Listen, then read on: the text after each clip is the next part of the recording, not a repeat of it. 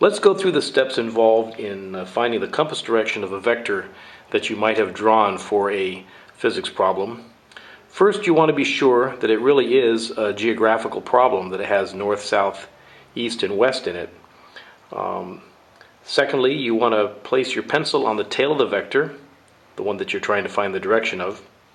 Third, you want to construct a reference line pointing north. Remember that north has a compass direction of 0 degrees and we measure clockwise from north. Fourth, you want to draw an arc clockwise from the reference line all the way to the vector. And finally, the arc you drew is the angle that represents the compass direction of the vector. Let's look at a few together. Okay, here we have a vector which is drawn kind of between north and east, and we would like to know its measure. So step one is to draw, first of all, make sure this is a north, south, east, west problem. You can see that it is here. I've got it label north.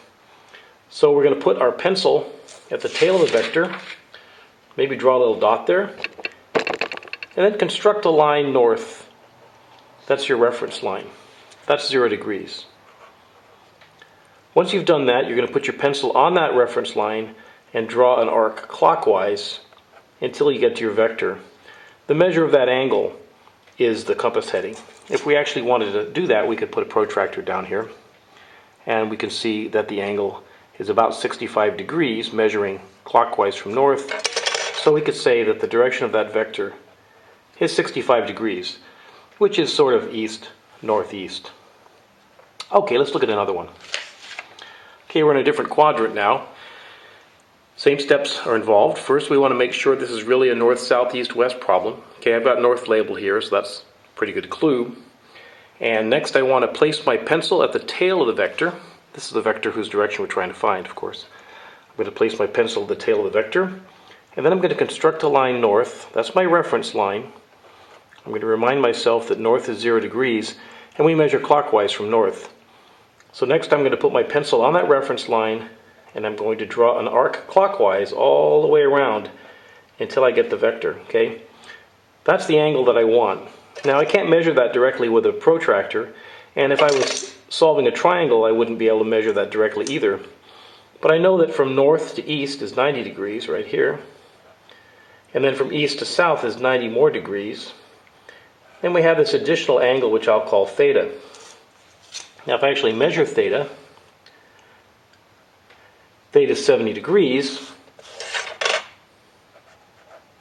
So the total angle is 90 plus 90 plus 70, which is 250 degrees. So the compass heading of this vector is 250 degrees. Okay, let's look at another. So here's a vector that's pointing down between east and south. So step one, we want to make sure this is really a geographical problem. I've got north labeled over here to remind us that it is. Secondly, here's the vector I want to find the direction of. I'm going to put my pencil on the tail of that vector, and I'm going to construct a line north as a reference line, reminding myself that north is 0 degrees. Then I'm going to put my pencil on that line that I drew and draw a line clockwise till I get to the vector whose direction I'm trying to find. The measure of that arc I drew is the compass heading of that vector. Okay. Now I can't measure that. I could measure that actually directly with my protractor, but if I was solving triangles, I wouldn't be able to do that. So I'd recognize that this is 90 degrees right here, and now I want to find this angle here, which I'll call theta, and you would probably use your trig functions to solve for that, but I can do it with a protractor since I have one right here handy, and it looks like it's about 58 degrees. So if theta is 58 degrees, and this is 90 degrees, then the total angle is going to be 90 plus 58, which is 148 degrees. So the compass heading for this vector is 148 degrees, which as you can see is kind of a little bit south of southeast. Okay, let's do another one. Okay, this vector is off in another quadrant. Same steps. First, make sure that I know that this is a north, south, east, west kind of problem. It is. I've got north labeled. Second step, I'm going to hit the vector I want to find the direction of. I'm going to put my pencil on the tail of the vector. I'm going to construct a line north, reminding myself that north is 0 degrees. Then I'm going to put my pencil on that line I constructed north, go clockwise until I get to the vector. That angle there is the compass heading of the vector. Okay. Now to actually get that, I need to recognize that from north to east is 90 degrees. That's a right angle there. And from east to south is another 90 degrees. And from south to west is another 90 degrees. So I have 270 degrees plus this angle here, which I'll call theta, which I would actually calculate using sine, cosine, tangent sort of thing. But since I've got a protractor here, I'll measure it.